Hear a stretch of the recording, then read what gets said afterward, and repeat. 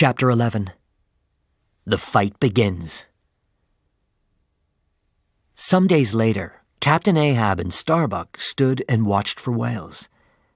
Captain Ahab spoke sadly to Starbuck. "What kind of life do I have?" he said. 40 years of hard work, little sleep, little money. I married my dear wife, and the next day I left on a whaling ship for 3 years. I feel old, Starbuck. Old and tired. I think of my family. My young son is sleeping now. "My son is sleeping too," answered Starbuck. "Why don't we go home and see our boys, Captain?" Then, suddenly, Captain Ahab's face changed. "Wait. Moby Dick is near. Very, very near.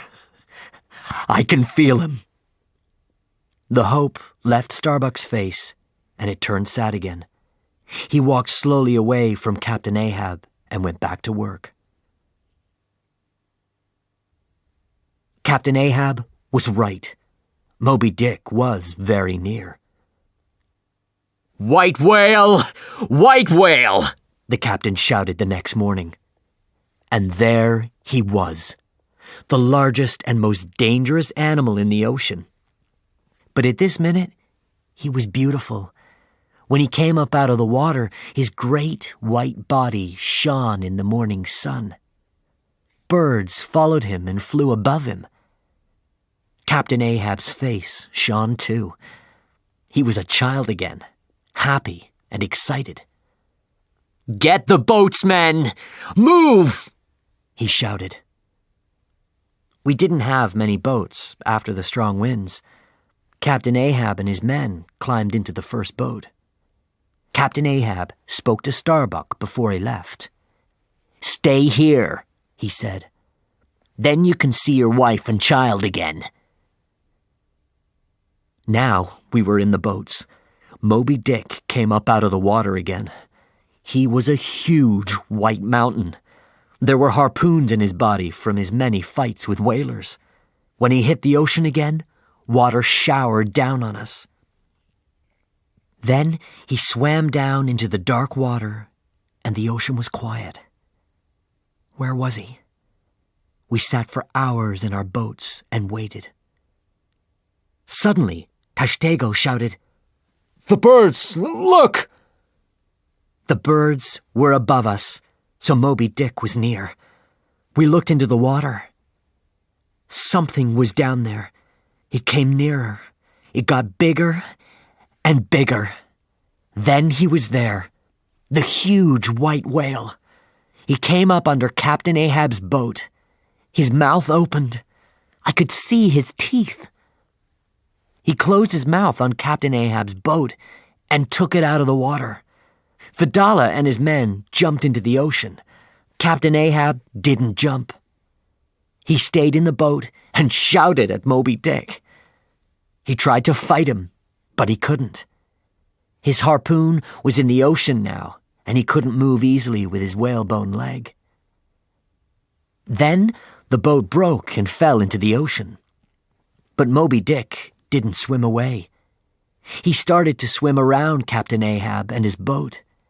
He began slowly. Then he swam faster and faster. We couldn't get near him in the other boats. We couldn't help Captain Ahab. "That whale is playing with him," said Stubb. The birds flew around and around in the sky above Moby Dick. "Get the whale! Bring the Pequod!" shouted Captain Ahab. The noise from the ocean and the birds was very loud. Could anybody on the Pequod hear him? But the Pequod's sails went up. It turned and started to sail to the white whale. We watched from our boats. "It's going to hit Moby Dick!" we shouted. But suddenly, Moby Dick went down into the water again. The water stopped moving. The ocean was quiet. Moby Dick didn't come back. The whalers on the Pequod pulled Captain Ahab and his men out of the water. Captain Ahab's men were really afraid now. They shouted and cried. But Fedallah didn't speak. He walked away and looked out at the ocean. How did he feel? His cold black eyes showed nothing. Captain Ahab went to his room and got the gold. "This gold is mine now," he shouted to the whalers. "I saw Moby Dick first, but I'll give it away. We will kill Moby Dick. The only question is, when? Who will see the White Devil first on that day? That man will get this gold." Starbuck shouted at Captain Ahab. "Didn't you learn anything today?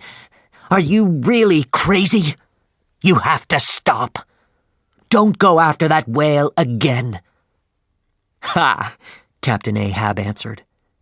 "Today was nothing. You are nothing. I'm going to finish this. I'll stop when the White Devil is dead, with my harpoon in his White Devil's body."